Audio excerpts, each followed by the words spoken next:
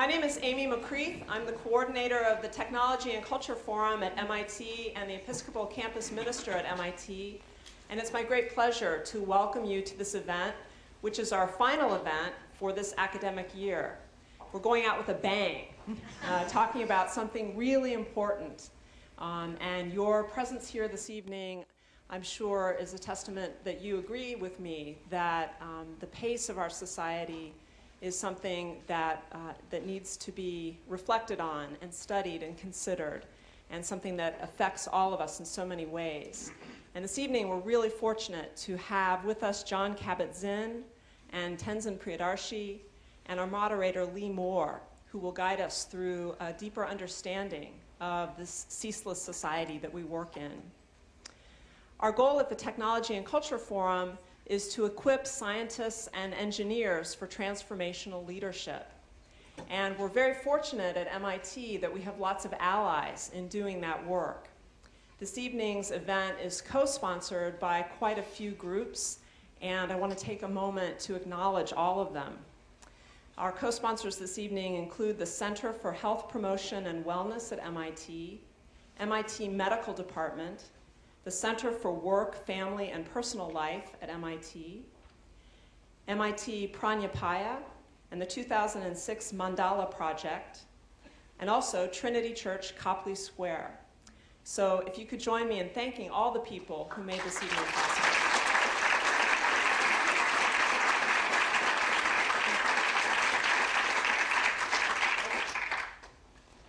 We also want to give thanks for this wonderful space. If you're like me, this is the first time you've been in this tremendous hall, in this very unique residence hall. We're in a residence hall, for those of you who aren't from MIT. And we want to thank the Essigmans, who are the housemasters at Simmons Hall, and all the people who work here at Simmons Hall for allowing us to be in this wonderful space this evening.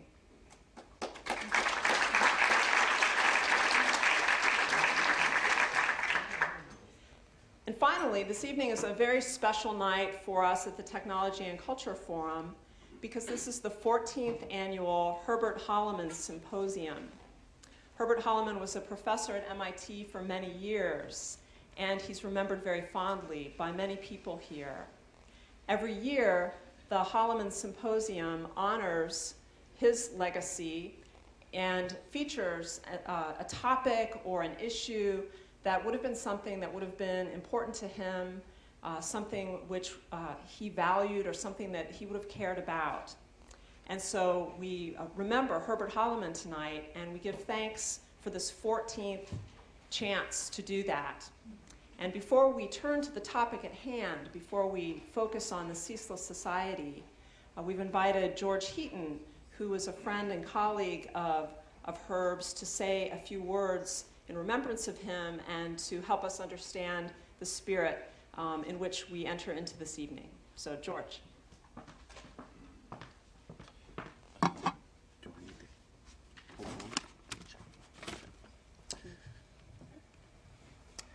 Thank you, Amy. Thank you very much for this chance to say a few words about J. Herbert Holleman, for whom this symposium is named.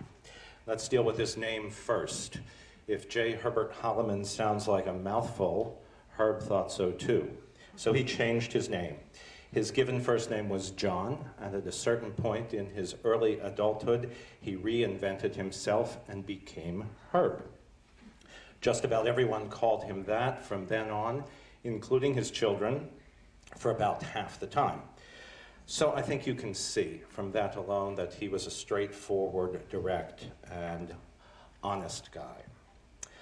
I met Herb just about at this point in the year in 1974, and I was close to him until his death in May 1985. During those exactly 11 years, when I worked both for and with Herb, we did a lot of things. Wrote many papers together, taught courses together, testified more than once in Congress when Herb was in a wheelchair. We vacationed with families, we played games, we talked endlessly, and we ate and drank very well. In retrospect, the tempo of those years seems close to ceaseless, and it was certainly intense. It has made me wonder what to say to a gathering, what to say about Herb to a gathering that may be dedicated to peaceful meditation. So I've decided to tell you two sorts of things. First, how Herb Holliman's hyperactive side has changed your lives, even though you may not know it. And second, to explain how Herb's mellow side might give you some avenues to change your lives further, even as soon as tonight. Herb Holliman, as you see by the bio attached, was nurtured at MIT, continuously from his freshman year to his PhD. Long afterwards, he used to say that the best thing he did in his undergraduate years was to help abolish MIT football. And that is a legacy that haunts this place to this day. PhD work in metallurgy led Herb to write a textbook, one that I understand is sometimes still quoted around here. During the 1950s, at the General Electric Company, Herb oversaw and encouraged what some call a golden age of US innovation. If you've used a Xerox machine, or if you've appreciated a synthetic diamond, then you have experienced some of the innovations that Herb mentored. Or if you've read any of Kurt Vonnegut's work about that time and place, work that, by the way, was inspired by Bernie Vonnegut, Kurt's brother, who was the official GE historian and a good pal of Herb's. If you've read that work, then you've come across a couple of characters that were consciously modeled on Herb's hyperachieving side. In GE days, Herb was a registered Republican and a corporate person, things he eagerly left behind when he joined the Kennedy administration as the first Assistant Secretary of Commerce for Science and Technology. What was this job? The way Herb liked to think of it was as an attempt to right the balance between military and civilian technology development, which at that point during the Cold War was so lopsided. He thus became a ceaseless crusader for the civilian side, arguing for more public R&D, better patent laws, a revised tax system, and, curiously enough for the time, a strong environmental and safety regulatory presence. The reason for this was that at that time, most such legislation was passed under the authority of the Commerce Power, and therefore its implementation was assigned to the Commerce Department. So one task that fell to Herb was to determine whether Rachel Carson, who we now see as the mother of the environmental movement, was scientifically right about her in her book, The Silent Spring. Herb and his committee said she was, and so DDT was then banned. Similarly, Herb and Ralph Nader, whom you certainly have heard of, became strange bedfellows, one attacking from inside the government and the other from the outside to design the automobile safety regulatory system that we now have. During this period, Herb gave a speech proposing the creation of a National Academy of Engineering, and its support has been an important underpinning of this very symposium series. When Herb came back to MIT in the early 70s to start a policy research center, he ceaselessly accosted people with the need to incorporate the discussion of values in the process of technological change. Scott Paradise, who was then the chaplain and pioneer of this Technology and Culture Forum, was a usually willing target for Herb's enthusiasm. At the end of his life, terribly weakened by a stroke that had put him in a wheelchair, Herb was still asking these same questions. Well, if this was Herb's hyper mode, what can we say about the mellow side? Herb's down times were not down times in the conventional sense. He was infamous for his 5:30 visits to staff offices when he would barely knock, always occupy the nearest chair, put his feet up on your desk, and demand, "What have you learned today?" After a while, those of us who were the targets of these episodes learned that it mattered very little what you had learned that day, so long as you proposed something interesting to talk about.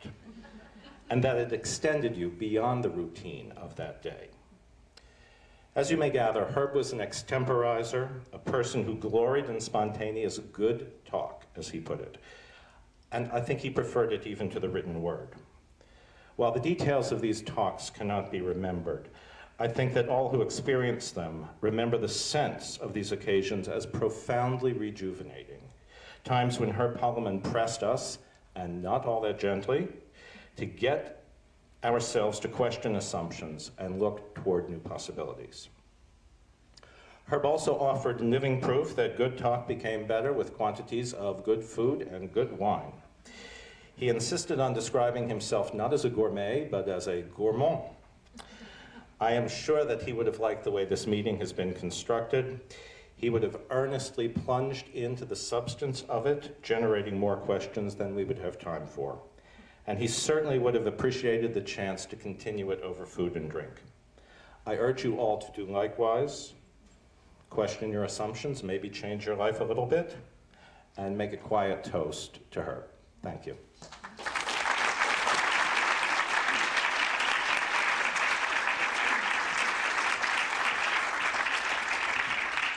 Thank you, George.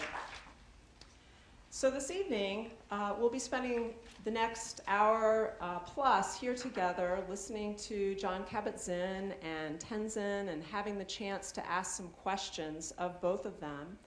And then, as George reminded us, the conversation will continue at about 7:15 or so. We'll move from here upstairs for a sort of working reception. And we encourage you to stick around for that reception and have some refreshments and continue to ask questions of one another and of our speakers and our moderator, and consider that part of the learning this evening. Two final reminders before we get started. The first is that we may have some people coming in late, so if there's room in your row, if you could kind of scooch in a little bit so that people can just come down the stairs who are latecomers, that would be really helpful. And second, if you haven't turned off your cell phone, just a reminder to do that now in the spirit of the Ceaseless Society. And now it's my great pleasure to hand this program over to our moderator for this evening. And our moderator is Lee Moore, who is a rabbinical student at Hebrew College and brings to this discussion great wisdom and interest in Sabbath practices. And Lee will be sort of framing our conversation and then introducing the speakers and moderating the question and answer period. So please welcome Lee Moore.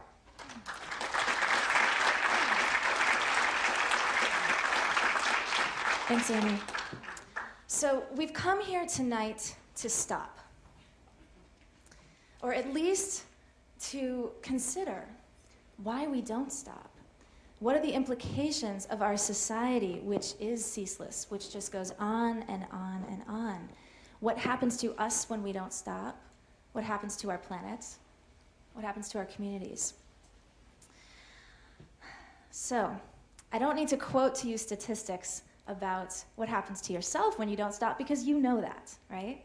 If you don't get rest, you know what happens to your own body and your ability to actually perform or do the things that you like to do. But as much as we know this intellectually, it's nevertheless is really difficult for us to actually sort of force ourselves to take a break. So I've actually heard a rumor that a group of MIT students and faculty have gotten together and are claiming to have invented the 7-day work week. And the patents are forthcoming.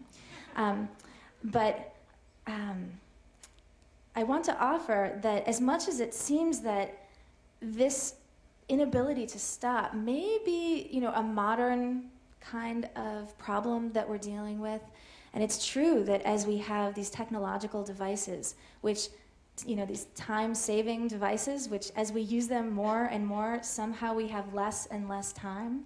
It's a fascinating paradox that perhaps we'll be able to get into tonight. I want to suggest that as much as we're full of this with our technology, that this is not just a modern problem, but that it actually has ancient roots, and perhaps just has roots in our human condition.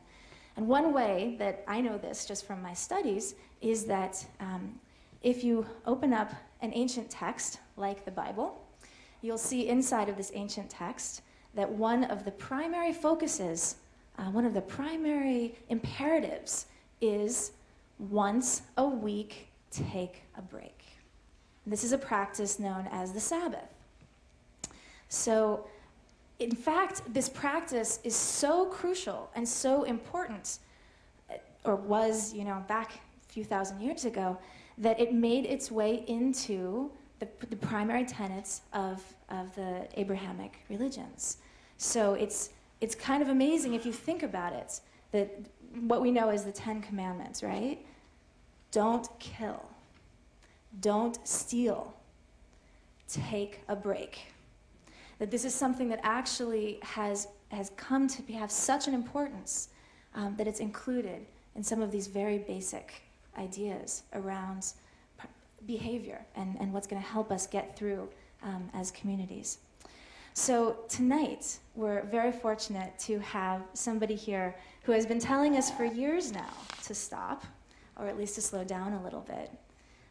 Dr. John Kabat-Zinn is the founding director of the Stress Reduction Clinic at the University of Massachusetts Medical Center.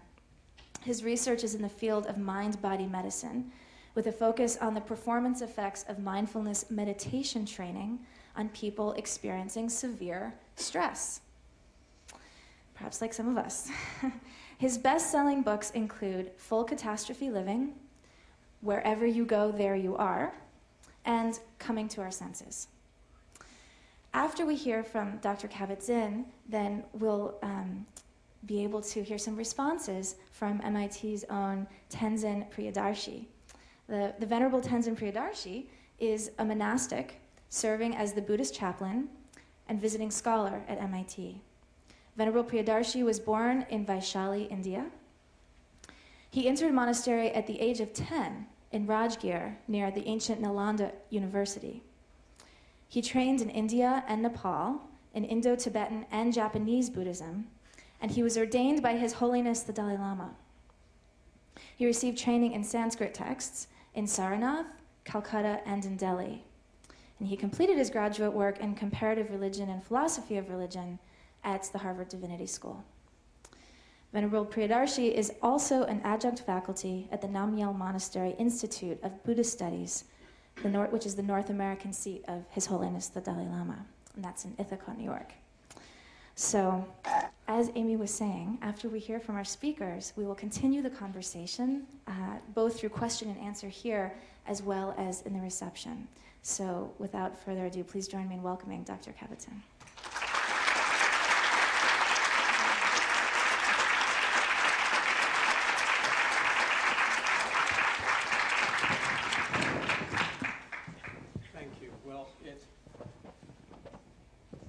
It's a delight to be here, and the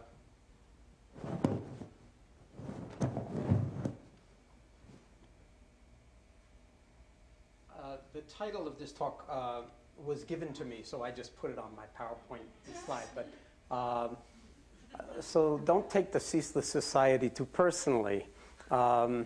It can be understood, I guess, in a whole lot of different ways. I did not know Dr. Holland, but because I left MIT in 1971, and I guess he just came back in I left in 71, he came in 72. So, but he sounds like the kind of guy I would have liked to have known when I was here.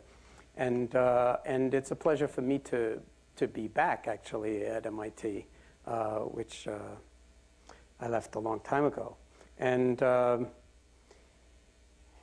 I trained with Salvador Luria in the biology department, molecular biology here, and was very involved, because that was the 60s, very involved in all sorts of issues that went on campus those days around the nature of science in relationship to culture and society and technology, and is interfacing with human values and so forth. And I don't need to tell you that that was a very, very fomentive and extremely creative and also divisive time that polarized a lot of people on campus, but also woke us up in a way that I think was really in the long run quite valuable. And I got to meet really an enormous number of extraordinary people here on the faculty and students, and it's just one of the happiest periods of my life looking back on it. And also, no question about it, one of the most creative, because I feel like the culture here at MIT really does, from the get-go, encourage us to question our assumptions, and that is obviously extremely important in science, because it's so easy, as we all know, to bias ourselves with how we want things to turn out. And the power of the mind to create self-delusion is enormous. And scientists have to guard against it 24/7. Therefore, in some ways, they make the best meditation students, because what people don't really understand about meditation, which is a long way, you might say, from molecular biology, but somehow my career unfolded in a kind of very unusual fashion. Although the seeds of it started at MIT. And so I wound up studying the effects of meditation training, as you heard, on people with a whole range of chronic health-related conditions and diseases associated with stress, pain, and various kinds of illness. And doing research on it and the effects of what we now call the mind-body connection, in terms of not only driving disease processes from the way we live and lifestyle, but the potential to actually reorient ourselves in relationship to both mind and body, heart, soul, spirit, whatever you want to call those deeper, more difficult ways to describe the actuality of what it means to be fully human, beyond the intellect and beyond the physical body and our emotional comport. And we've seen a science grow out of this in the past 25 years, so that even here at MIT now, the Dalai Lama, we held a conference called Investigating the Mind back in 2003 over at Kresge with the Mind and Life Institute in collaboration with the Broad Institute, and the Dalai Lama was here in conversation with neuroscientists and psychologists, Western scientists, on the whole question of how to investigate the human mind. So in the time frame that I have here, I'm kind of reluctant. First of all, I can't see any of you beyond the first few rows because I'm being blinded, but now I can see you. It's nice that you're here, and I'll feel you if I can't see you. And I guess that's because the things are being videoed. So in the time frame that I have, which is about half of what I was sort of thought that I was going to have, I'd rather not subject you to one more PowerPoint presentation, no matter how fantastic, but rather actually be in more of a kind of conversational, interactive mode with you and just see how that develops. Because when we're talking about society, whether we want to call it ceaseless or not, this is not an invitation to sort of cerebrize and intellectualize about what's going on in our society. This really has to do with us, ourselves. And as you pointed out, we all know what it does to the body and what it does to the mind and what it does to the spirit when we run ourselves ragged in what you might call the doing mode.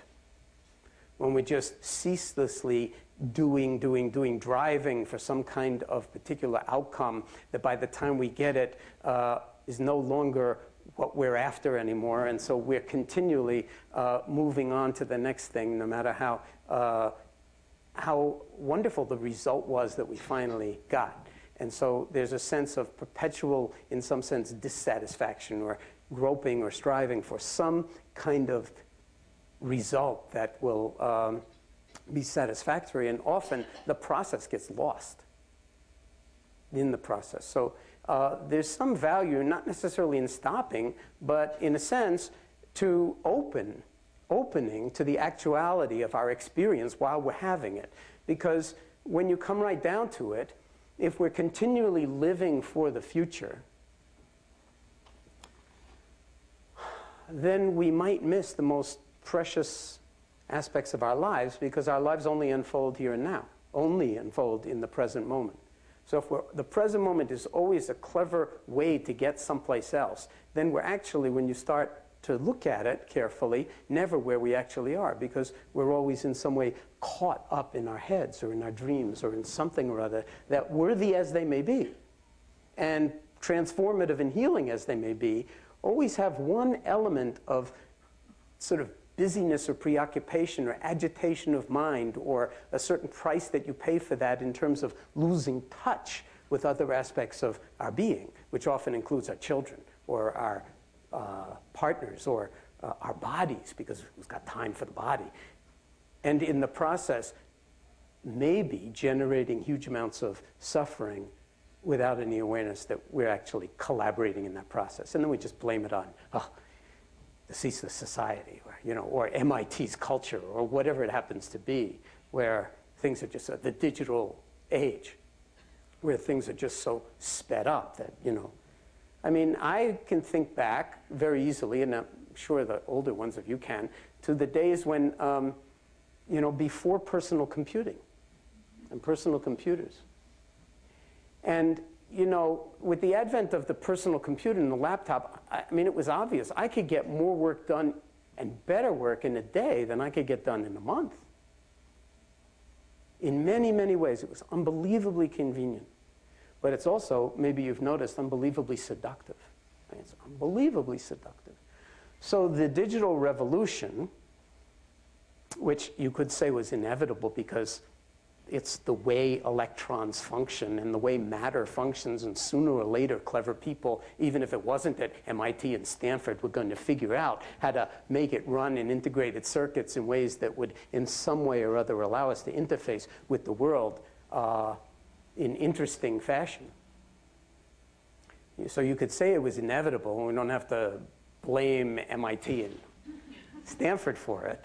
But one of the interesting things that you can pay attention to is how the digital revolution has changed our relationship to work.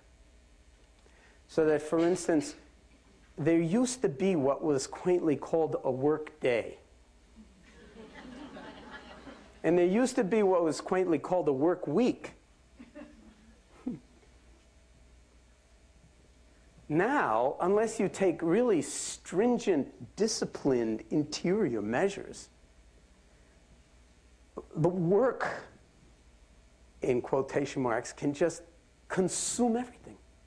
Because you can work, as they say, anywhere, 24/7. And there are advertisements, full-page advertisements in the New York Times and every place else.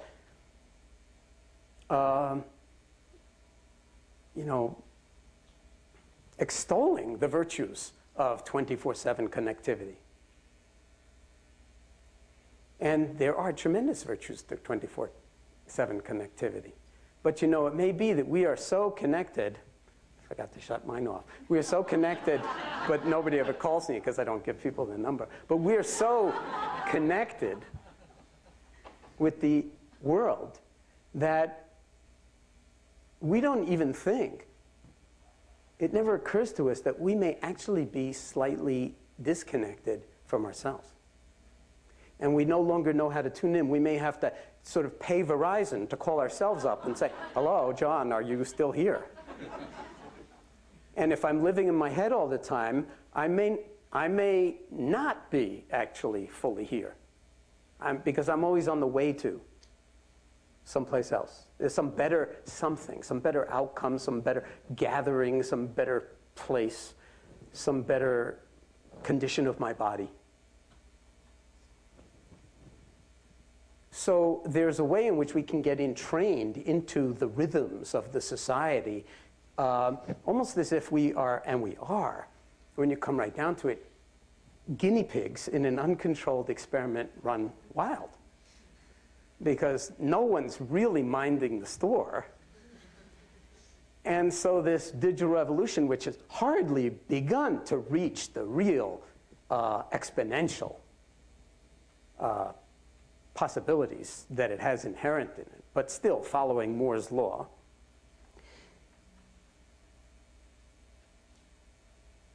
we have no idea that the effects of this on our biology, which is, after all, millions of years old. And the digital revolution's, 15 years old for most of us, 20, 30 years old for MIT people. We have no idea what this does even to attention. Have you ever noticed that you sometimes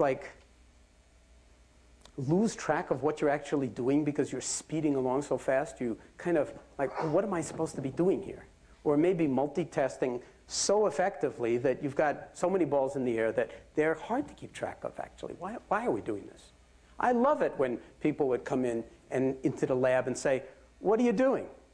And you'd have to say, "Lure, you did this all the time." And he said, "Why are you doing that?" Well, it's a really good question. Sometimes we get so into our assumptions and into the sort of momentum of what we're doing that we stop remembering, every day, maybe it would be a good idea to ask, why am I doing this rather than something else today? Because while in an institution like this, we know the power of thought, there are other aspects of the human repertoire, if you will, or human faculties that are equally powerful. But they're not taught anywhere, never mind at MIT. They're not taught in our educational system. Much of scientific creativity doesn't actually come exclusively out of thought. And if we start with measurement, for instance, what is it that we measure? Because measure is so fundamental to science. We measure things, and we understand relationships. But how do we know what to measure? Well, we have to sense them.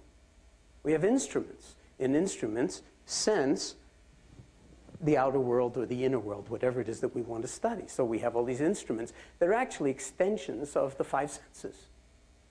Actually, they're more than five senses, but one of my dilemmas here tonight is, given the amount of time, I won't have the opportunity to weave all of these threads together. So I'm going to leave a lot of loose ends hanging and just say that I tried to put them all in a book, and the book wound up being 650 pages. And it is quite coherent and comprehensive, and very, very relevant to science and culture and technology, because actually it's all coming out of the human mind. And one of the interesting characteristics of the human mind, well, we call ourselves Homo sapiens sapiens. That's what we name our species, which means basically in Latin, it's the present participle of the verb sapere, to taste. Okay, again, sense, or to know. And the Buddhists often speak about this knowing quality of mind that's not thought-based, but more intuitive-based, more direct apprehension through the senses, through kind of experience, as knowing, or what we could call awareness. Of course, it interfaces with thought, but it's another faculty, the faculty of direct perception, awareness, and knowing. So we're the species that knows and knows that it knows, a double dose, Homo sapiens sapiens. Awareness and meta-awareness. Wouldn't that be nice? I don't think so. This is one of, I think, the great tragedies of our species so far, is that so much beauty, the science, art, music, poetry, comes out of the human mind. And so much mayhem comes out of the same human mind, same human heart. In a sense, because in some sense, we don't know how to run the apparatus that we've been given. And sometimes it takes over, and it, on good days, just blinds us, and we sort of make mistakes. On bad days, it blinds us to other people's pain, and we can create an enormous amount of pain in the world out of our own pain, and out of our own ignorance, and out of our own ambitious greediness, I guess I'd call it, to want things to be different so that I will feel better. And usually that happens at the expense of other people, because when you really come right down to it, if we're not careful, we wind up with the kind of conceit that we are the center of the universe. It's part of it's an occupational hazard of being packaged in a body. That the whole universe is outside, and you're obviously the center of it. And you relate to it through all your senses, including potentially this capacity for knowing, for awarenessing, if you want to coin a term as a present participle, awarenessing. That, to me, is kind of a working definition of meditation. What is meditation? It's not necessarily stopping in the kind of usual way that we would think of stopping. Stopping is good, and of course, we're all going to be stopped. Sooner or later, the ultimate stop. Some people don't necessarily think it's the ultimate stop, but we're not going to go there tonight. Okay? We work a lot with medical patients who have tremendous suffering. Our track record with the dead is not so good. So, so one of the sort of cardinal rules of thumb is that as long as you're breathing, our perspective is on the people who come to our stress reduction clinic. As long as you're breathing, we consider that no matter what's wrong with you, no matter what the doctor sent you for, no matter whether it's prostate cancer, breast cancer, heart disease of one kind or another, back pain, as long as you're breathing, no matter what's wrong with you, from our perspective, there's more right with you than wrong with you. Okay? But can we learn to pour some energy into what's already okay with us, which you could call health in the most profound of ways, and see what happens if we were to actually collaborate in our own, you could say, full health, our own interface with not only the outer world, but also the interior world of our own thoughts, our own emotions, our own sensory experience, in ways that would actually have some degree of balance, some degree of interrelationality, because all the senses are actually interrelational, so that while you're the center of the universe, okay, so is everybody else. So is everybody else, the center of the universe. So that means, in a sense, there's no center. Cosmologists know this. Topologists know this. There's no center and there's no periphery. But we live in a kind of mostly three-dimensional sort of contraction. And so we bang around kind of in a Newtonian billiard ball-like world. And so do our politicians. And if you think you're driven by a certain degree of ambition or selfing,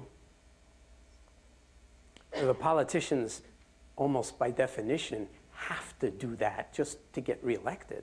And by the time they're reelected, they may have lost track of what they're doing and why they were elected and what the real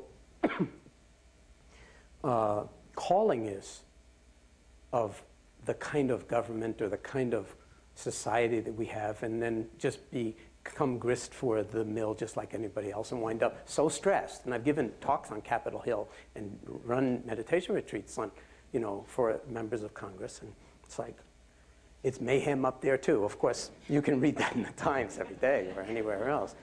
But the question is, what if we were to take the name we gave our species seriously and actually train to familiarize ourselves with the full perspective, the full dimensionality of what it means to be really human, of our interior capacities for learning, would you be thinking of, for learning, growing, healing, and, thank you, for that matter, transformation across the whole lifespan.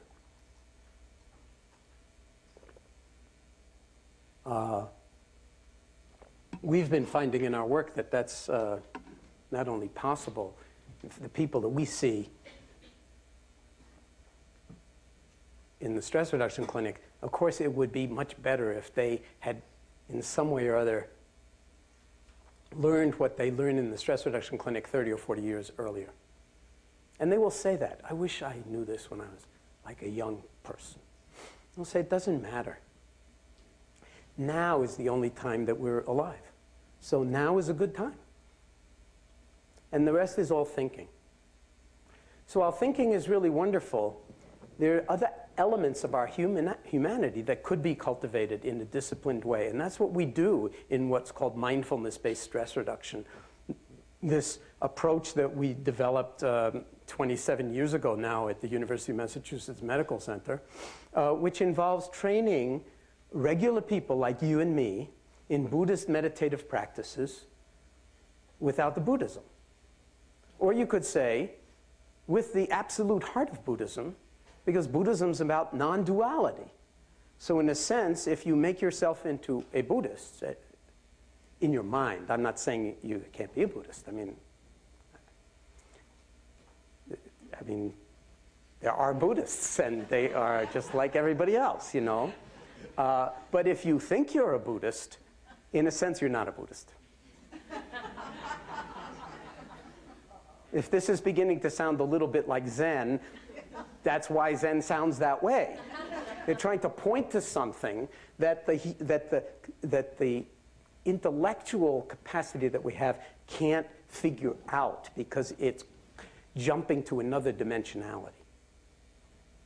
So if you make a separation, Buddhist and non-Buddhist, and then you align with the Buddhists, we're over here and we're more relaxed. or whatever you fill in the blank, whatever you want to say. The Buddhists, they're so loose, you know, and insightful and compassionate. You know, okay, you've created a story. You've created a total caricature. In a sense, you've robbed them of their humanity. And then you've created all these non-Buddhists over here, not quite as hip, or whatever. So Buddhism is about non-duality. As soon as you make this and that in your mind, you've lost some underlying connectivity, unity. It's not like there's no night and there's no day. Oh yeah, Buddhists, they're not into dualism, so there's no night and there's no day. Of course there's night and day. But if you get attached to one or the other, like I only do night, I don't do day. There's a very famous, and some people do. I mean, there are people in this university in particular, at least when I was here, they never ever saw the light of day. And they gave us the digital revolution. The internet, email, all of it. There's a very famous fairy tale, not fairy tale, it's from the Arthurian tradition, Sir Gawain and the Loathly Lady. I'm not going to tell it to you, but it has to do with night and day and non-attachment. And it also has to do with a koan, which is in the Zen tradition, a question that the teacher often poses to a student that cannot be answered by the conceptual mind. So this one is, what is it that all women most desire? It first appeared in The Wife of Bath's Tale, Geoffrey Chaucer, and now it's in this, what is it that all women most desire? It was posed to King Arthur himself, but you can ask yourself whether you're a man or a woman, and as soon as the mind starts cogitating on it, you're off. I mean, off to the races, and also off, like, wrong place. So there's this other capacity that we have called awareness. When was the last time you took a course in awareness? Unless you've gone to Buddhist retreat centers. That's what it's about. It's about paying attention. Meditation, my working definition of it, to boil it down, there are all sorts of complexities to this, but to boil it down, it's about paying attention on purpose, in the present moment, non-judgmentally. And that's called mindfulness. Paying attention on purpose, in the present moment, non-judgmentally. Ultimately, it stops being on purpose. That's called deliberate mindfulness. It's cultivated just like you'd cultivate, you know, vegetables. But ultimately, it becomes, in a sense, I shouldn't say second nature. The Buddhists would call it your true nature. And it starts to become what you could call effortless mindfulness. You're just here more. When you were in school, they don't do this at MIT, of course, but they take attendance, you know, still, I think, in elementary school. And what do you say when they call your name? You say, present. But most of the time, you're only like, that should be qualified. I'm present to a degree, but actually my mind is off outside in the tree with the bird or whatever, because a lot of times it's more interesting than what's going up in front of the blackboard, which is a problem for education. But imagine if we had an education that actually cultivated this capacity for awareness alongside this capacity for thinking, and brought them into a certain kind of balance that manifested in the interior world in a sense, even just in terms of being embodied. I say just, embodied. Sometimes, you know, there's no word in-headed, but most of us are in-headed. We're not embodied. There's a wonderful line that I like to quote a lot from James Joyce, one of his short stories in Dubliners. There's a line in there that goes a little bit like this. Mr. Duffy lived a short distance from his body. You can live a short distance from your body for 20 or 30 years, and then a heart attack wakes you up and says, there was you were getting signals for a number of years. Do you remember those phone calls that you were getting? They weren't coming through Verizon. They were actually coming through your somatosensory system, and you were too busy to pay attention to. Do you remember those? Well, our patients will say, you know, that heart attack that I had that didn't kill me, it was one of the greatest gifts of my life. Why? And they'll say it just this way. It woke me up. That's what the Buddhists talk about. Waking up. Waking up from what? Well, it can be said a lot of different ways, but they would say from ignorance, ignoring certain aspects of the world, inwardly and outwardly, that turned out, we thought, trivial, turned out not to be trivial. Turned out to be important, not to become obsessed with, not to become a narcissist. I'm so in my body. I love this yoga, you know. You can see that I'm a yogi. No, that's all just like Madison Avenue, more pumping up the personal pronouns, I, me, and mine. No, my center of my universe is doing very well, thank you, and includes being embodied, healthy, you know. No, it's about non-attachment to the ways in which we grasp onto concepts that actually keep us at a distance from the actuality of reality, if you want to call it that. Now, I know that's bring in reality, that brings in an awful lot of conversation. And since this is about conversation, we can certainly visit that in the discussion. But I would like to weave it in another direction and say, okay, if meditation is about paying attention and awareness, and the subject in some ways the ceaseless society, and you know what this does to your body and your mind and your creativity for that matter, or your capacity for love.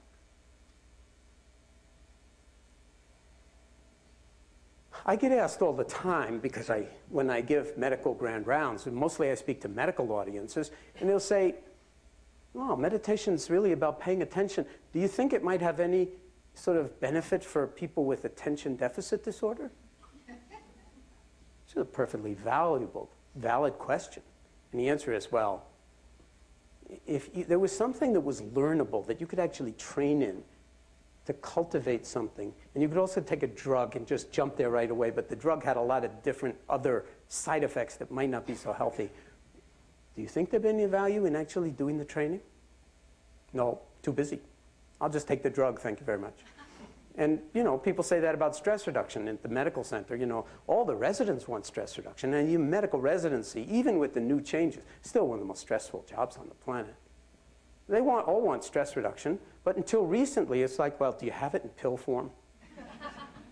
Because who's got time to stop or to practice? This is the other thing about meditation. When you get into it, it looks an awful lot like nothing. I mean, it looks so much like nothing that your thinking mind is going to say, this is bullshit. This is nothing. It's just nothing. It's the emperor's new clothes. There's nothing happening here. That was about 15 thoughts that the mind secreted in reaction. Actually, it's not true that there's nothing going on. For one thing, you know, there's a lot that we don't notice. There's sounds. There's scents. S-E-N-T-S. I think that's how you spell it. There's sights. There's this sense of the body sitting or standing. and being in some way, not in this room, but caressed by the air. What air? The geniuses here.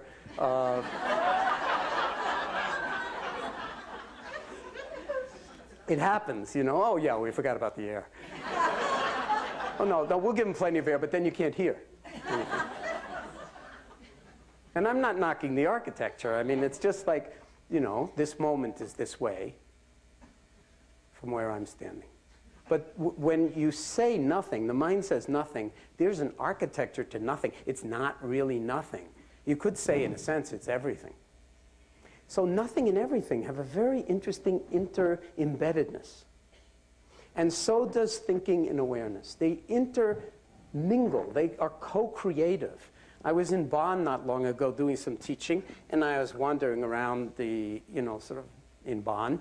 I had a few hours, and I'm passing by across the street from a beautiful yellow building that was obviously a university building. So I went over to the Department of Microbiology and Chemistry.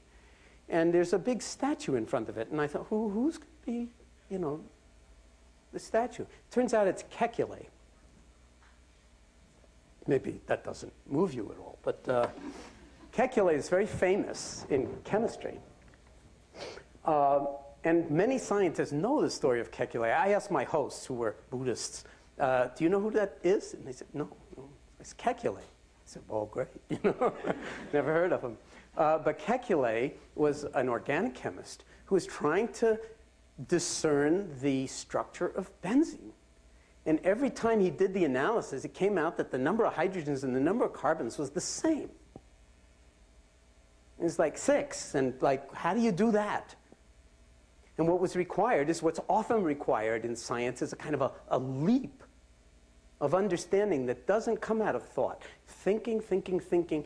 After a while, we call it banging your head against the wall. And then the story is he went to sleep one night after doing this for months, and he had a dream. And the dream was, famously, that he dreamed of a snake swallowing its own tail. And that was the beginning of our understanding of atomic orbitals, molecular orbitals. That, oh, okay, the electrons are shared among the entire ring. Why didn't I think of that? Well, that's what we all say whenever somebody has some profound insights. Why didn't I think of that? That's why there's so much competition in science. Why didn't I think of that? Well, we don't know. Creativity is mysterious. But one way to generate or tilt the probability of creativity is to cultivate more spaciousness in the mind. Because thought tends to sort of contract and then get a certain sense it gets stymied when it can't get the next thought. And sometimes if you learn how to just stand there at what the Zen people in the Zen archery will call the point of highest tension. Nobody could string or pull back Odysseus's bow except Odysseus. Nobody.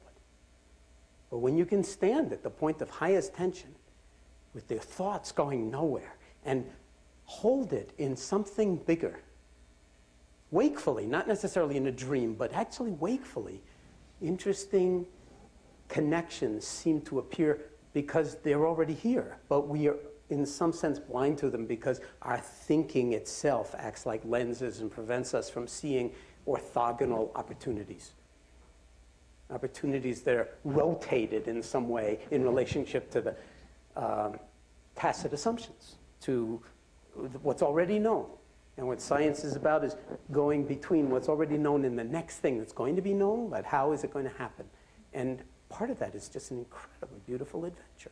Well, so you could say, in a sense, all scientists are already meditators in a way, but it's important to know it and to actually practice cultivating this if this, what I'm saying, speaks to you in any way, because it's not a good idea. Mindfulness is not just a good idea. I'll be more mindful, I'll be less stressed. The Ceaseless Society won't be a problem for me. No, this is something that requires continual dancing with.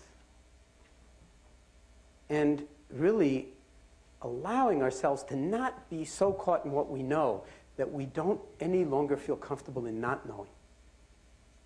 I remember it was sometimes very, very difficult to ask stupid questions here. Very difficult. And I always loved it when someone else had the courage to ask a really dumb question. Usually turned out to be really important. And it was freeing. So as soon as we can't go into where we don't know, then what's known becomes dead. Because the interface is what's important. So maybe I'll say a few things and wrap up. That'd be all right? One is that an interesting study was done at UCSF a couple of years ago. Maybe I will show it to you.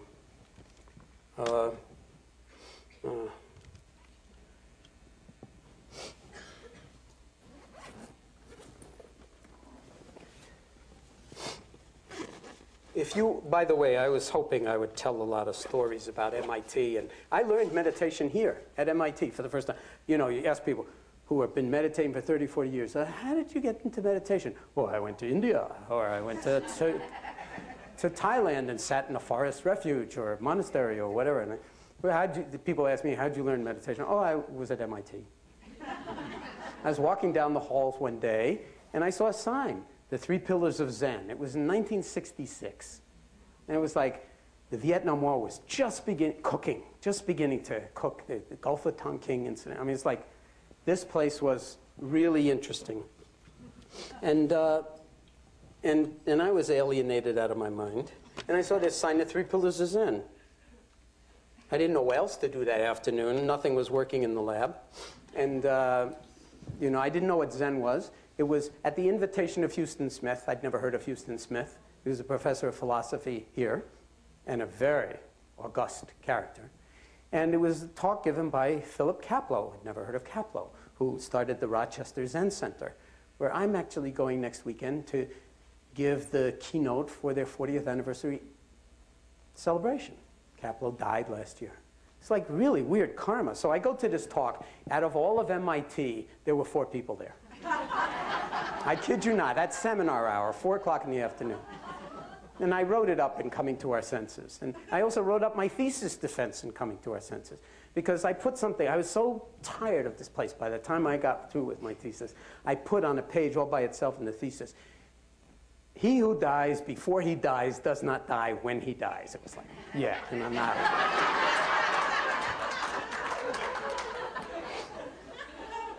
And, you know, my thesis defense lasted 3 hours or something like that.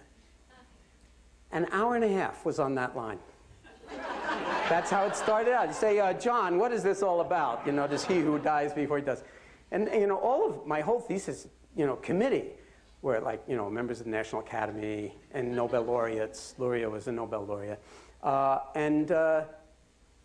They took 45, they were all like 10 years at least younger than I am now. And they took at least, you know, an hour on what does this really mean. And they wanted to know. I mean, they were really like, you know, it tweaked something in them. So anyway, I wrote about all these things. And I had the thought, wow, if I had hours here, there are an awful lot of different threads that I could draw together here that are very much related to like how we live our lives. And how it manifests in our work, in our relationships, in our relationship to our body, in our health across the lifespan, and when it comes right down to it, in something even more important. And that would be, dare I use the word here, happiness. In our level of profound well-being that's grounded in self-compassion and compassion for others and a degree of understanding about the human condition and life on this planet, that sort of wisdom and compassion would emerge out of that. I consider that to be not only the human birthright, but that is our inheritance. And if we squander it, it's, you know, there's nobody else to blame. It's just blame Bush. You know, if you want.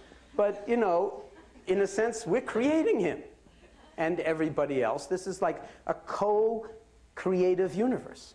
So,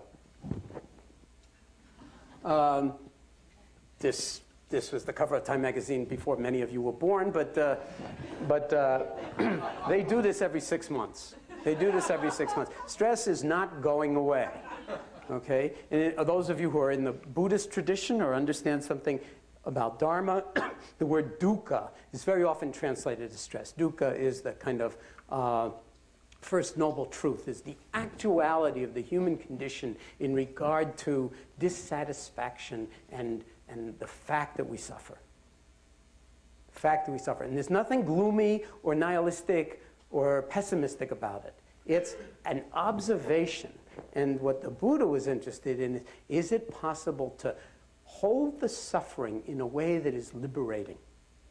And his answer was yes. And I think of it more like a research scientist than like a spiritual figure in some ways, who had very, very no instruments other than his own mind and body to investigate the nature of mind and body and suffering.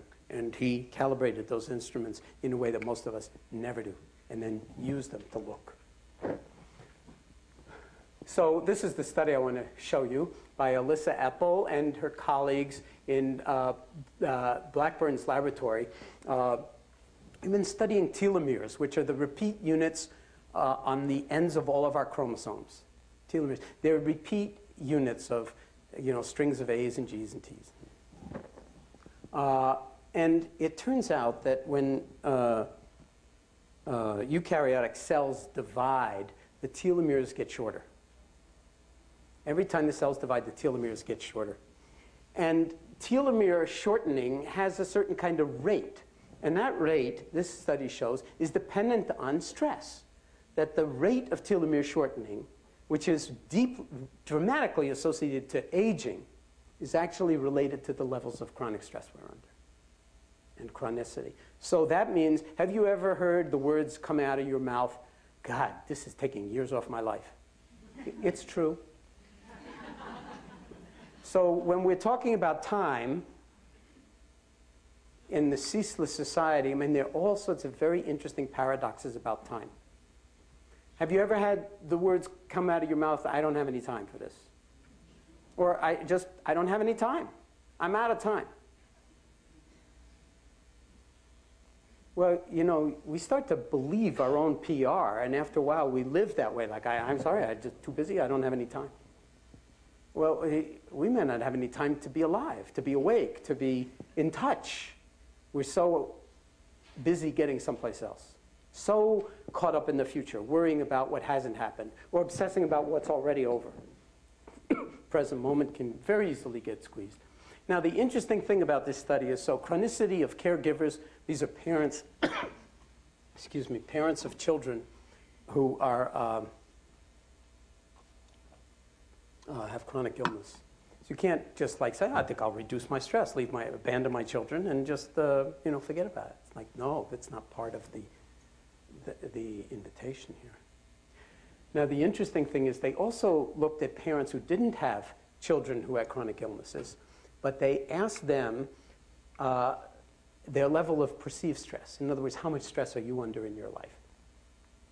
And the interesting thing is that this relationship of can't make this one, you can't see it, but that the relationship of more increase in the rate of telomere shortening, well, my lasers don't want to work on this, is not only related to the actual stress, but is related to perceived stress.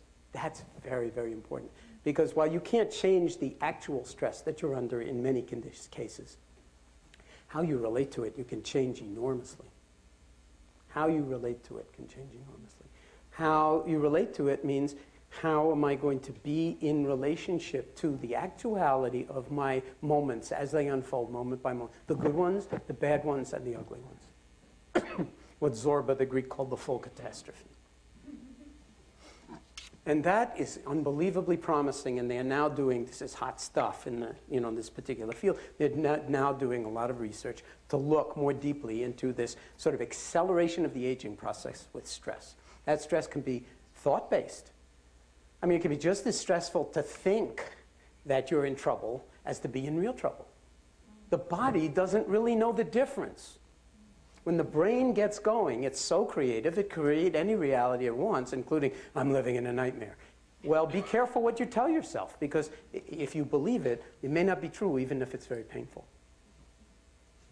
If there's a way to be in wise and compassionate relationship with your pain, with your fear, with all of what the Dalai Lama calls your afflictive emotions, there's nothing wrong with them. There's nothing wrong with anger. There's nothing wrong with sadness. There's nothing even wrong with jealousy.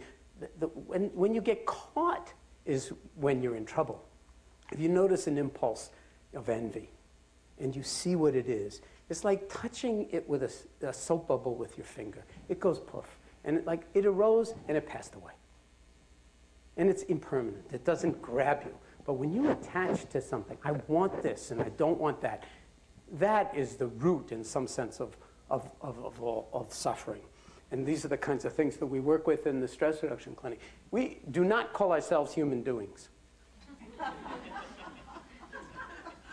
I was suggesting earlier that what we're really talking about is not nothing, but non-doing. You could call it being.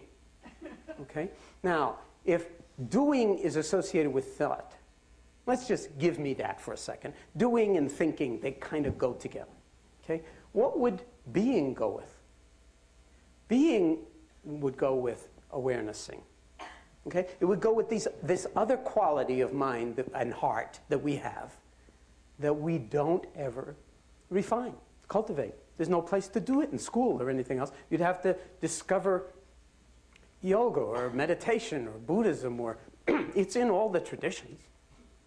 But it has to do with a cultivation of aspects of our being that are not part of our curriculum. This is making its way into the mainstream big time. This is one of our professional training programs for 150 physicians and other health professionals. And we spend a huge amount of time doing what looks from the outside like nothing. But it's not doing, it's being. And don't want to leave you with the impression that it's entirely wonderful experience. It's the hardest work in the world. And it's entirely wonderful to have any experience whatsoever and be in touch with it. And when you start to practice being in relationship to the experience that you're having, as opposed to the experience that your mind says you want to be having, you have the potential to reclaim your life, your body, your heart, your world in ways that are, in some sense, unimaginable, and therefore maybe we should begin to imagine them. MBSR, this mindfulness-based stress reduction, is now spread across the country and around the world. This is an old map. And it's being funded to the tune of tens and hundreds of millions of dollars to do research in mindfulness-based stress reduction. In these meditative practices and their relationships to the mind, the body, to health, and so forth. And this is a poster for the last public meeting between Western scientists and the Dalai Lama. The first one happened at MIT. The last one happened in Washington, D.C. Back in November. I'm going to stop at this point and just leave you with a line from T.S. Eliot's Four Quartets. If you haven't read T.S. Eliot's Four Quartets recently or ever, I suggest you go back and read it. Now, let me make two recommendations in terms of scientific reading. One is Hermann Hesse's Siddhartha. If you haven't read it in the past 5 years, go back and read it again. Hermann Hesse got something. He understood something. And it's under 100 pages. It's one of the most beautiful works of art, but it's the art of the heart and the mind. And the other is T.S. Eliot's Four Quartets. So two little things. One is, and he plays on this because it's quartets, it's musical themes. He's using words as music, as sounds, as notes. And at one point he says, quick, now, here, now, always. Quick, now, here, now, always. Ridiculous, the waste, sad time, stretching, before and after. And then at the end, in the last stanza, he says, quick, now, here, now, always. A condition of complete simplicity, costing not less than everything. Put that in parentheses, by the way. That stanza starts with, we shall not cease from exploration, and the end of all our exploring will be to arrive where we started and know the place for the first time. This knowing that MIT is all about, that science is all about, that art is all about, it's boundless. It's got no center and no periphery, but it is knowable. And if we don't cultivate those aspects of our being that can be in what you might call wise relationship to, whether you want to call it the ceaseless society or the ceaseless mind that never shuts down, you don't have to travel far to find the ceaseless mind. And it will happen, as was pointed out. That's been the case all throughout history. If we can learn to be in right relationship to it, in some sense, that is the path of well-being, happiness, and for the Bali politic, too, not just for us as individuals. If we can't, the shadow side of being human is not going to magically go away, no matter how wonderful our technology gets. You may have noticed a lot of it's devoted to better ways to kill ourselves and each other. So I will, at this point, stop and just thank you for your attention. I realize that, you've got better things to do with your day than come to something like this. You know, as they say in car talk, well, now you've wasted another perfectly good hour listening to click and clack. So I want to just thank you for your attention and to say that if any of this touches you in even the slightest of ways, there are many, many, many resources beyond even T.S. Eliot and Siddhartha that might tickle whatever nerves have been touched in this room, and it becomes literally the adventure of a lifetime. And I want to thank you just for coming and listening.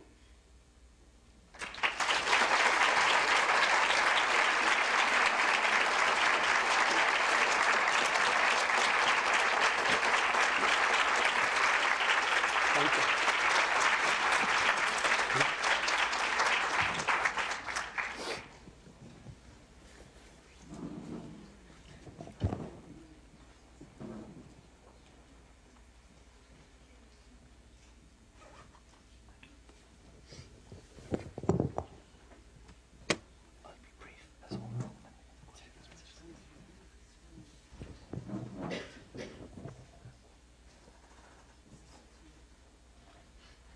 Now I understand why the Dalai Lama resorted to visors.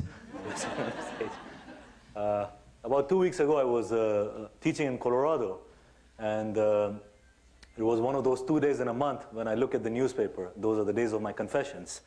And I quickly turned to the most pertinent page on the newspaper, the cartoon section. And there was this cartoon situated in the 1800s, where these two guys were talking to each other, and one was saying, I've been hearing rumors that in the future there are these things called computers, and it always keeps human beings busy. So rest as much as you can now.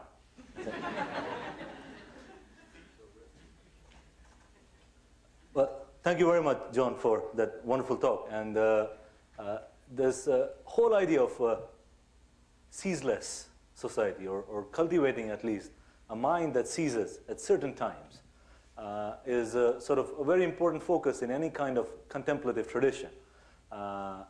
It's just, I think, due to the corporate nature of this world that Buddhists are trying to monopolize it to some degree.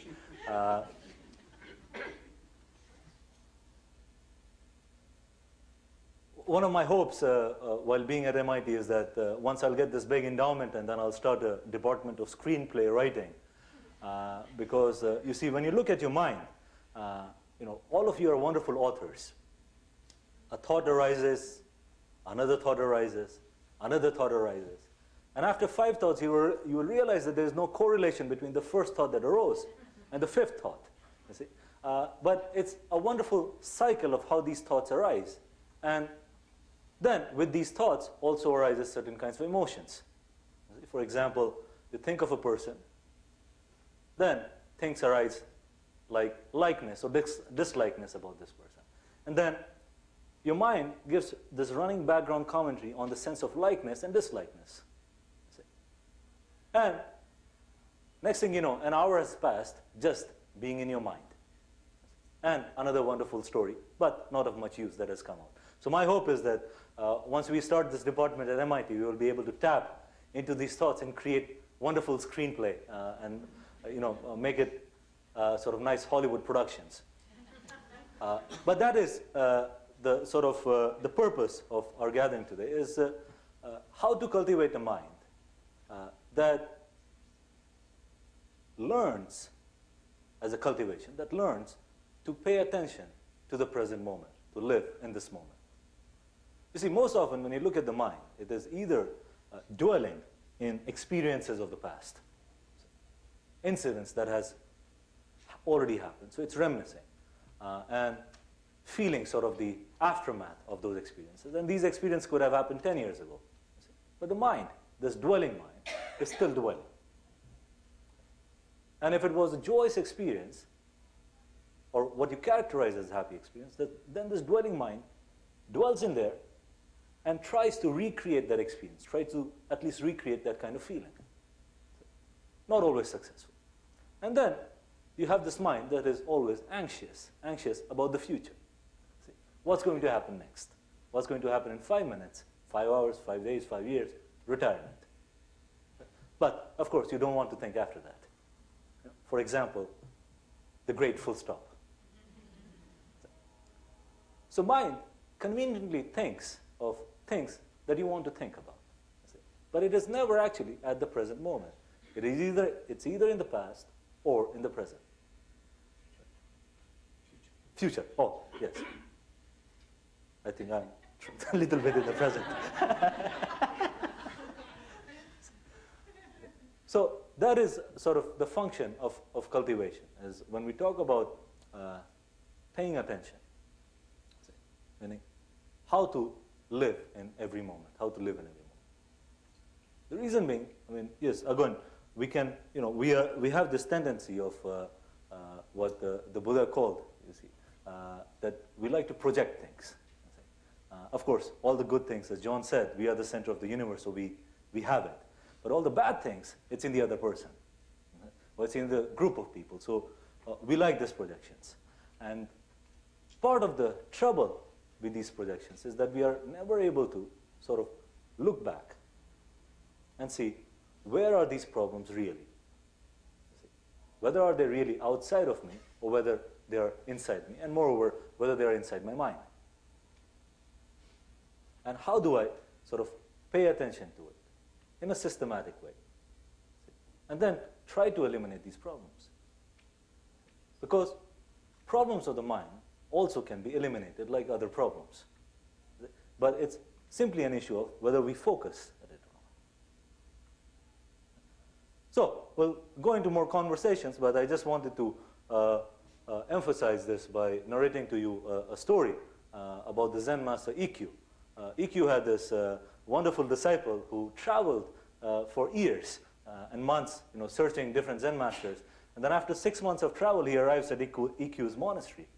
And he comes to Ikkyu, and he gives this long preface that, I have traveled so much, have searched for truth here and there, and people say that you are the most brilliant of Zen masters. Can you give some profound teaching? And Ikkyu picks up his brush and writes a character in Japanese, which meant attention. Of course, this visitor is disappointed. He said, I traveled for 6 months and all you can offer me is this, one word, attention. Can't you say something more profound? Ikkyu writes again, attention. Now, this visitor is a bit frustrated and he goes again, well, really, I don't have much long to live and I've really traveled along. Can't you give me some more profound teachings? And Ikkyu writes, attention means attention. So we'll do some question and answers, and hopefully most of the questions will be directed towards John.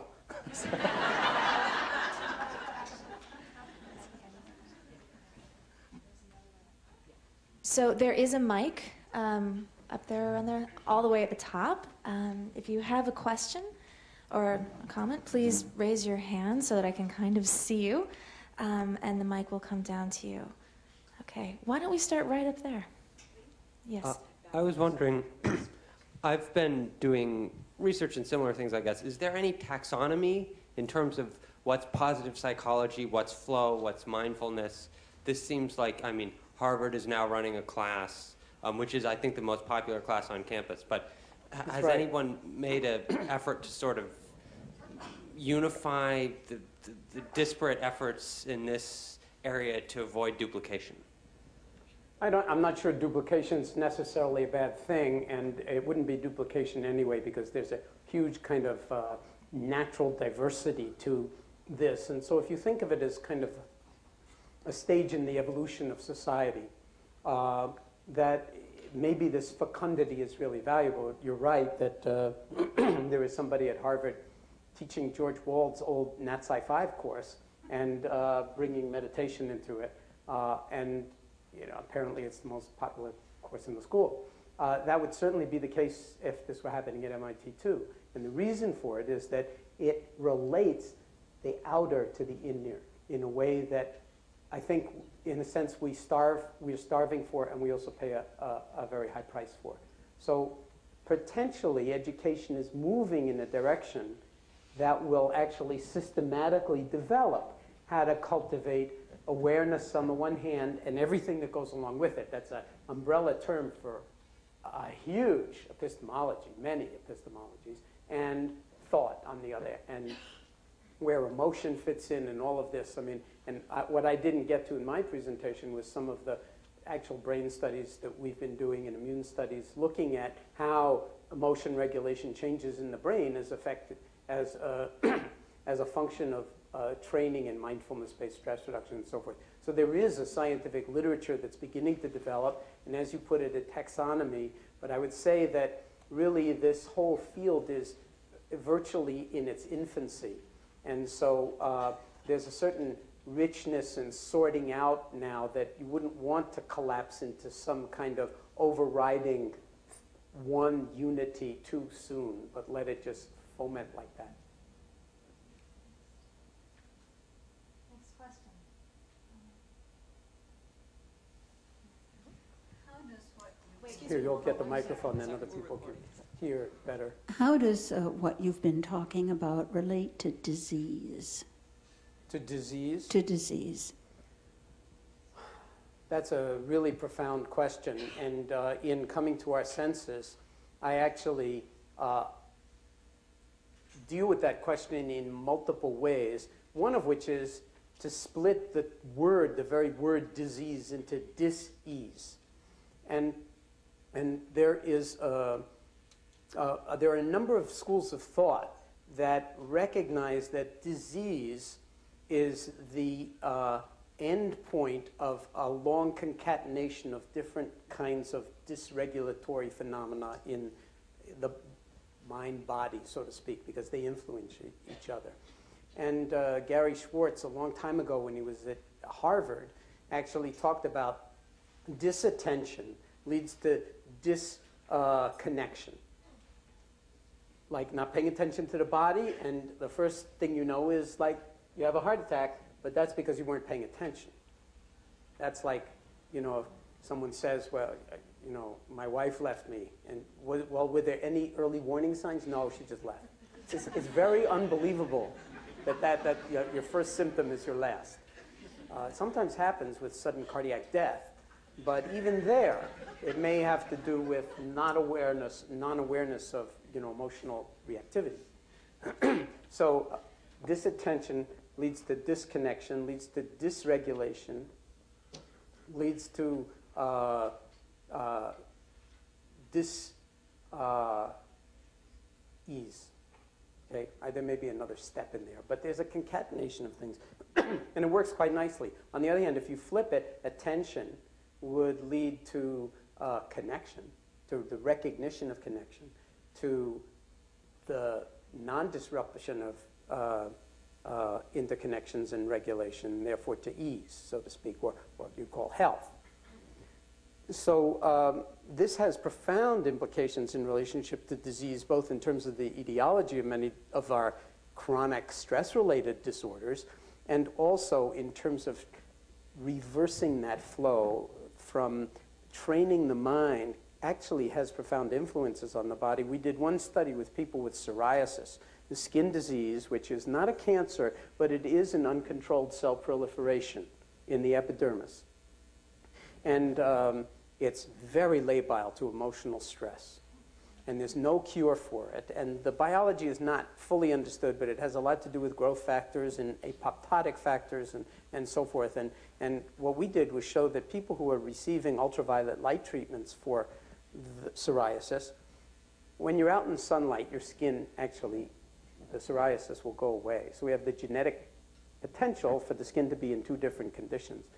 The people who were meditating while they were receiving the ultraviolet light treatments healed at 4 times the rate of the people who were just getting the ultraviolet light by itself. That was so amazing to me. I replicated the study and got the same result before I published it. But there are ways in which the mind can actually influence the body. And again, the science of this is in its absolute infancy. But whether it's emotional regulation or immune function, and we've showed that, you know, the meditation practice can enhance the response to a flu vaccine, for instance, antibody response to a flu vaccine. These things need a great deal more study, but now, at least happily, there's funding for this kind of research. So thank you for that question.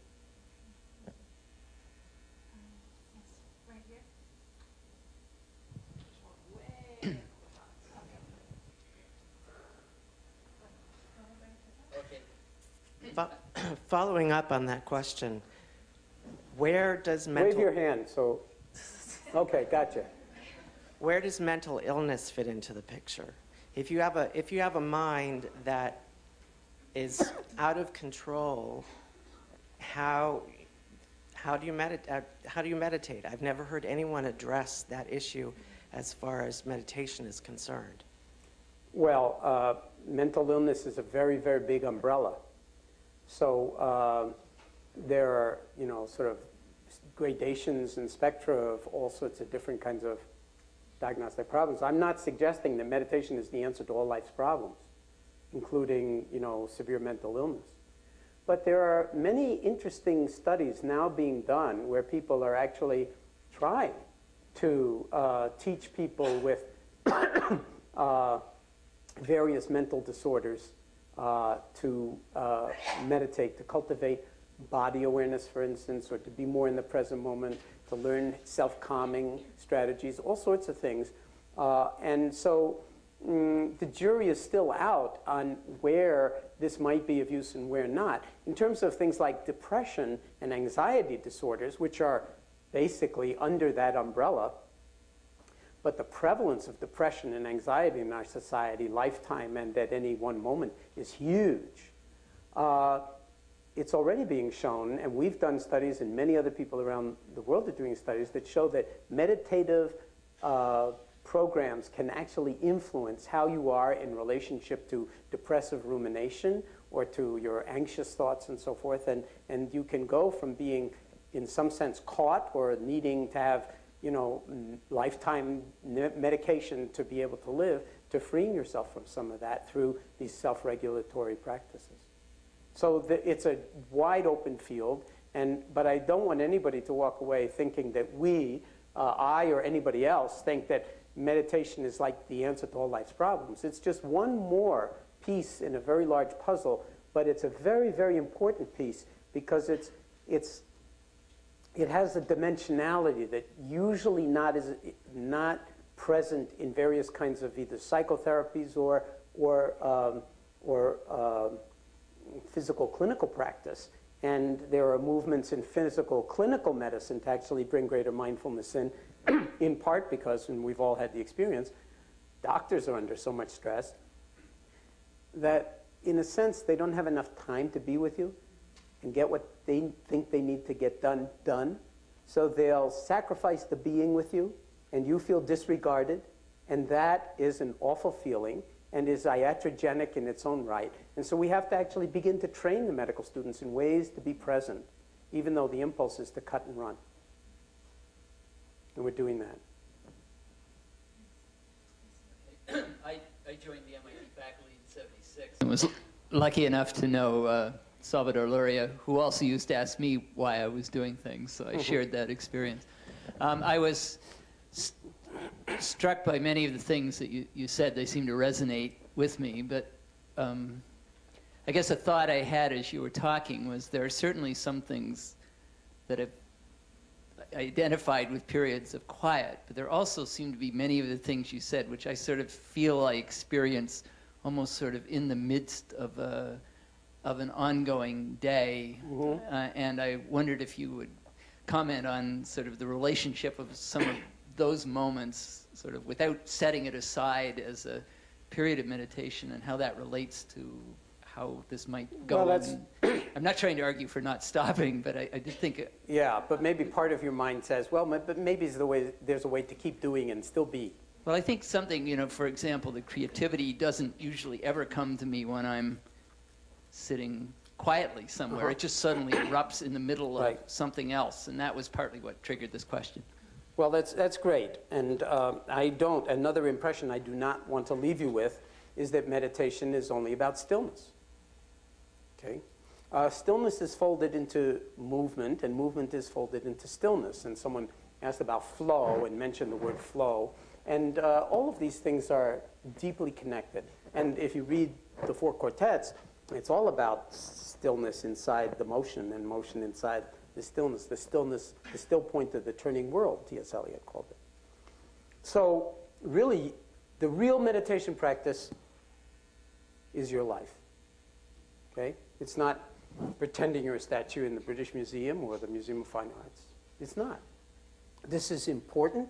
There are many different ways to do it. You can do the formal meditation practice lying down, standing, sitting cross-legged on the floor, standing on your head, hanging from your toes. I mean, you can do it in many different ways, but it's all about cultivating certain qualities of heart and mind. The word for heart and the word for mind are the same word in all Asian languages. So that's another thing. When I use the word mindfulness, I also mean heartfulness. So, can you be in the present moment wholeheartedly with whatever you're doing? A lot of people say use running to tune out. But what if you used running as your meditation? To tune in. All world-class athletes, they tune in. They are with every footfall, proprioception, which is another sense. They are totally with that. Dancers, musicians, so there are thousands of ways to cultivate mindfulness. From slicing vegetables, to cooking dinner, to making love, to saying goodbye to your children, or waking them up in the morning. There are ways to do it that are mindless, where you're already out the door. And there are ways to do it that honor the preciousness of those moments. And don't get caught in the thought that says, well, I'll have tomorrow, because you don't know. So, again, I'll say it again just so that it's quite clear. The real meditation practice is none other than your life. It's not some kind of dime store caricature of what we think of as meditation. But the dime store caricatures aside, the formal practice of meditation is extremely important. And the more you don't like it, the more you have resistance for any of this, that's where to put the energy. That's where to start investigating. Who is it that doesn't like this? Why is it that I don't like this? Why do I have an aversion against attention in some areas and no aversion to it, maybe even an addiction to it in another? Well, then you begin to ask deep, penetrative questions and look where you're pointing to yourself. And that's when other dimensions of our being and other dimensions of connectivity. And what is creativity if not connecting this and that and all of a sudden seeing a relationship no one saw before? But it was there before. Okay? Even if it's a painting, a formless painting, an abstract painting. So this is an ongoing process that no two people will ever practice the same. So it's not like you should practice Tenzin's meditation or my meditation. You have to, in some sense, find out, what is my meditation? What is my karmic assignment on this planet? Who am I? These are all deep meditative questions. And the thinking mind is not just ill-prepared to answer those questions, it's incapable of answering those questions. And that's very humbling. But other aspects of the mind, not at all. Thank you. John, can I actually ask you to say a little more on this? That there is this, I think, popular misconception regarding meditation that it is only relaxation or it is mindfulness. If you could speak on more on the alertness and say, the practice of developing insights. Yeah. Well, I say in coming to our senses that meditation is not relaxation spelled differently. So a lot of people think, yes, I'll lose my microphone and be totally free, but I won't have any need for it anymore, and I'll just go into nirvana. And everything will fall away. It's not that that might not happen, but if you attach to that, it's the non-attachment that's important. So now, like, I'm a great meditator. Except for the personal pronoun, it might be true. So, with relaxation, for instance, you say, oh, that was so relaxing. That was the greatest exercise. I felt so good at the end. It really works. With meditation, you can't say that because it's like, what is a good meditation? Oh, it was such a good meditation. I didn't have any thoughts. Or it was a terrible meditation. My mind was plagued by thoughts. From our perspective, these are the same. The important thing is the awareness-ing. The awareness-ing. No thoughts? Thoughts? Now, a lot of the time, you think, oh, well, the idea of meditation is to make your mind blank. You know, just shut off your thinking. Shutting off your thinking is just going to give you a headache. If you try to shut off your thinking, it's like trying to make the Atlantic Ocean stop waving. It's in the nature of the mind to wave. So if you're forcing anything in any way, no. It's about awareness, pure and simple. And the verb that's often used is, speaking of the Ceaseless Society, can I rest in awareness? Can I rest in awareness? For most of us, that's like strange juxtaposition of words and concepts. But keep it in mind as a question. Is it possible for me to rest in awareness in this moment without having to have anything be different from how it already is in this moment? Then that creates the conditions for seeing beneath the surface of appearances. That's what insight is. It's seeing beneath the surface of the world of appearance, and very often we are so caught in the world of appearances. We have so many stories about my relationship to experience and to my relationship to appearance and my relationship to whatever, and no awareness that we're running down an interesting story that's preventing us from actually being here. We're in our head, we're in our story. There's nothing wrong with that. We all do it 1,000,000 times a day. That's how the mind waves. It's how the mind works. But the awareness, and we're doing studies, I didn't show you the slides, with Tibetan monks who've been practicing meditation for 30, 40, 50 years. And it's like, you know, if you put Lance Armstrong I have a slide of Albert Einstein on a bicycle. You know, I'm sure many of you have seen it, famous. And then I have a picture of Lance Armstrong on a bicycle. It's the same concept, okay, but Lance Armstrong's relationship to his bicycle is different from Einstein's relationship to his bicycle, but one's not better than the other. Would you rather be Lance Armstrong or Einstein? Well, you don't have a choice. You only get to be yourself, okay? So you're not Lance Armstrong and you're not Einstein. Humiliating, isn't it? Or humbling. But you do get this chance on the planet to be you, and then to be in relationship to the bicycle. Well, the meditation practice is the same way. It's like, you know, some of us have been meditating and we get a certain kind of something from it. Other people, you know, use it in a different way. It's the same practice, but how liberating, how insight comes from it, how the heart opens, has to do more than anything with passion, with the degree to which you're willing to live this way instead of now making the story. And besides, all the other things about me, I bet you didn't know. I'm meditating now. Really great. Great stuff. You should do it. It's be really good for you. You're look like a nervous wreck to me. Why don't you start meditating?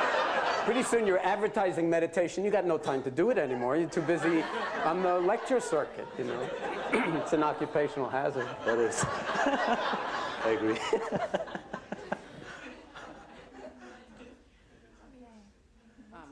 Some of what you said about being at the Wave your hands. right up here. Aye, okay. Being at the putting yourself at the center, sort of making yourself the center of the universe, Yeah. reminds me of the environmental writer Bill McKibben, and he did this experiment where he watched television for he watched everything that was on one cable station for an entire day, and what he took out of that was that the images, the messages that are coming out of the commercials and all of the TV shows is that you, the viewer, is the center of the universe. Yeah. And I would be interested to know, I'd like to hear what you have to say about the overconsumption of the society and what you're doing, how it relates to environmental work and also sort of just media images and that kind of thing. Well, that's a wonderful question. I really appreciate it, and I'm only going to answer it very partially because I don't want to sort of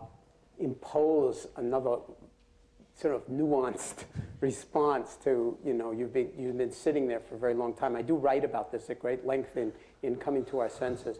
Let me just sort of in the global way say that, the people who put stuff on television, they know an awful lot about the human mind and about entraining the human mind. And it doesn't have to do with just the message that you're the center of the universe or that you are really important, but it's really important for you to actually buy this product rather than that product and identify yourself as one of those people that drives my product or brushes his teeth with my product or whatever. And there's a huge degree of conditioning associated with that. It's almost like Pavlovian conditioning. And we all are salivating, on and on, very much caught in conditioning. And what this practice is all about ultimately is liberation from habits and conditioning of the mind so that we discover that it's possible to be happy, as the Buddhists would say, independent of causes and conditions. Now, this is one of the reasons why this is no joke. This is not just dime store relaxation. This is the hardest work in the world. It's the work of being human. And you could say, and I do, that from the global, planetary ecosystems perspective, the human species is an autoimmune disease of the planet. It's both the disease vector and the ultimate victim of its own ignorance, of its own delusion, of its own lack of awareness. And we're taking down a lot of other species with us and a lot of future generations with us, potentially, if we don't wake up. And there are all sorts of signs, that planetary scientists argue about and write about all the time. So mindfulness being about attention is, in some way, it's universal. It doesn't have to do with religion, philosophy. It's not just a good idea. It's pointing to something universal in the human heart, in the human sort of organism, so to speak, that is in its infancy, but it's here. It's the kind of H2O of ice, water, liquid water, and gas. It's like the true nature of our being, independent of the phase changes that happen with changing conditions. And if we learn how to actually recognize our true nature, our whole society and our relationship to consumption would be extraordinarily different. Actually, consumption, just to close with that, is actually another word for tuberculosis. And there's a real relationship there. I mean, to a disease state, because we are continually consuming in endless hunger without awareness of whether it completes us in any way or shape or form. Just to add a little bit onto that, one of the concepts in environmental economics, economists who are trying to wrap their heads around valuing the environment have come up with this idea of something in the environment having a non-use value. In other words, it's useful to us because we are not using it. So it seems to me that this fits very well with what we're talking about, that if we can really understand our own non-use value, that we can just stop and be ourselves, it entrains us to really appreciating the non-use values of the things that are around us as well. So we have time for about 2 more questions. We'll take this gentleman right here and right down here. The mic's. Let me ask an inappropriate question for MIT. Wave your, Wait for the microphone so we can record it. and wave your hand so we can see where the inappropriateness is coming from.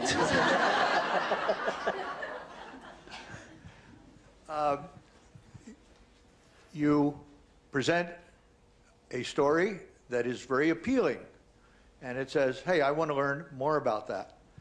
I wonder why you spend so much effort trying to prove scientifically that this is good for you.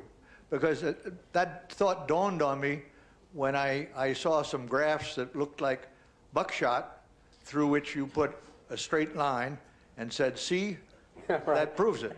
And so I just wonder if you'd explain a little bit. Well, first of all, I want to applaud you for asking that question in that particular way. First of all, to just also say those weren't my graphs, although they could have been, you know.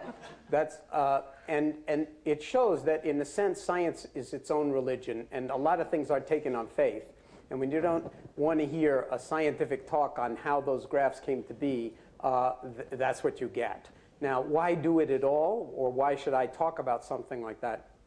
And I think that there's a way in which the coming together of the Western scientific tradition and Eastern contemplative practices, and cross-talk among them, an investigation of the mind from these different perspectives in a collaborative way, can actually, I think, profoundly move culturally and socially and ultimately politically, as well as scientifically, our species, if you will, or our culture as a planet, in a direction of greater wholesomeness and well-being and beneficence, as opposed to greater ignorance and potential violence and mayhem. And so we're using everything at our disposal to do that.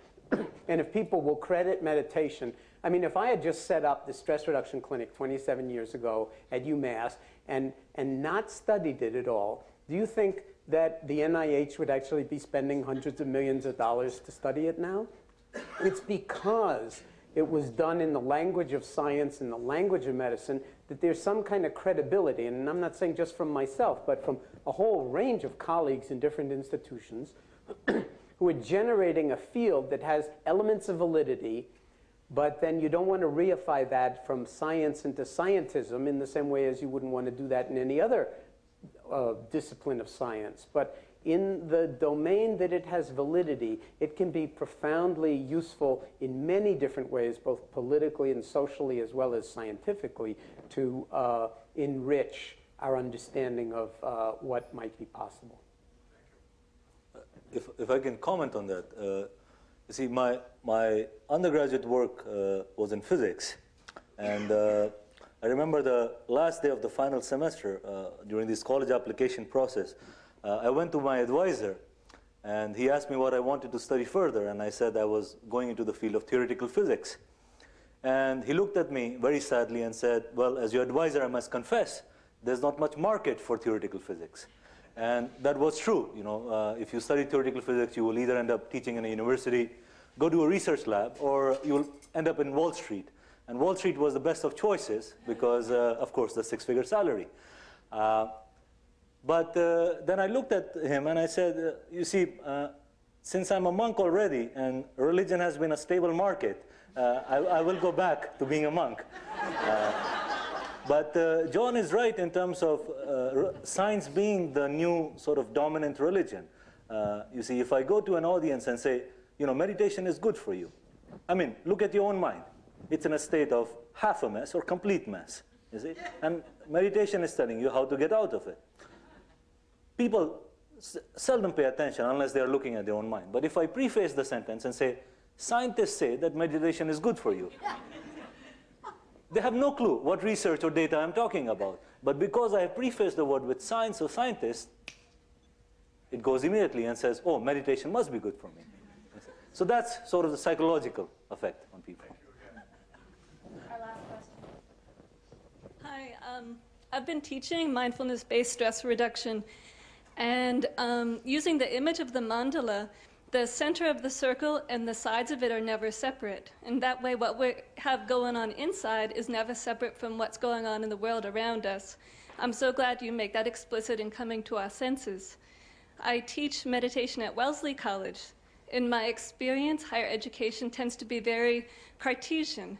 And I wonder if there were more opportunities for this connected knowing, bringing the inner life and the outer life together. Wouldn't that be potentially transformative in the way that people receive their education? I think you know the answer to that. And you spoke it and stated it very beautifully. And so in a sense, we're at a very interesting, what I call a branch point as a culture, where mindfulness made its way into the mainstream through medicine. Okay? But now it's moving into law, it's moving into sports, it's moving into education, it's moving into a lot of different domains. And so if, in fact, it did restore some element to education that has been denatured in a certain way by being too obsessed with some brilliant, creative, in some sense, precocious aspects of the human brain and mind, but at the expense of other aspects that have been withering in a certain way, yeah, you're not kidding that that would breathe a life back into the education that would look a lot like Nalanda University or universities when they first,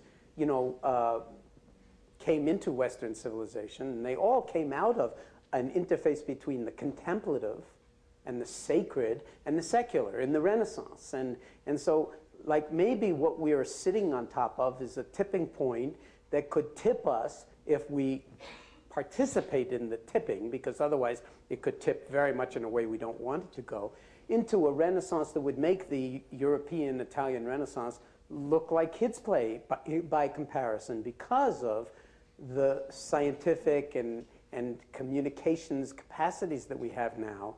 If we could actually tap into these elements of our own being and understand the beauty of the interconnectedness of the outer and the inner in the mandala that you're speaking of, which is ultimately just the mandala of the human heart, then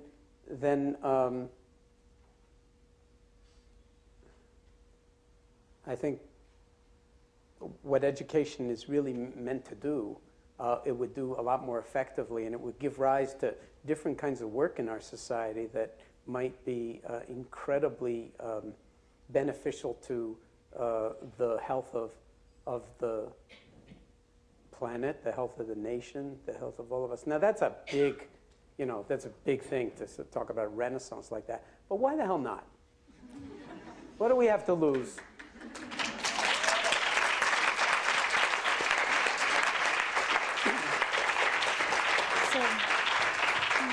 Once again, I'd like to encourage you to please do join us at the reception just upstairs while we continue the conversation. Thanks again to both of our speakers.